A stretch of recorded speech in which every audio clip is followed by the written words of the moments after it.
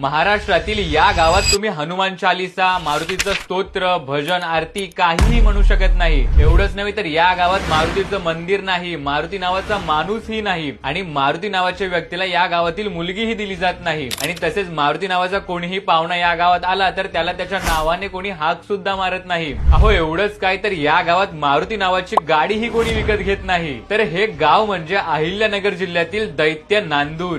प्रत्येक कंपनीच्या गावामध्ये गाड्या आहेत, तर मारुती कंपनीची गाडी देवामुळे मी वापरत नाही, मारुतीचे नाव सुद्धा घेत नाही। तर याच्या मागचं नेमकं कारण काय आहे चला जाणून घेऊयात। पोथी पुराणात उल्लेख केल्याप्रमाणे निंबा दैत्य व हनुमंत दोघांमध्ये एकदा घनघोर गदायुद्ध झालं होतं। त्यात दोघेही खूप जखमी होतात। निंबा दैत्य प्रभू रामाचा धावा करतो आणि त्यामुळे हनुमंतही आश्चर्यचकित होतो। प्रभू राम येतात आणि निंबा दैत्याला बरे करतात आणि वर देतात की या गावात तुझंच नाव निघेल, तुझे मंदिरही या गावात बांधले जाईल। आता राम आणि वर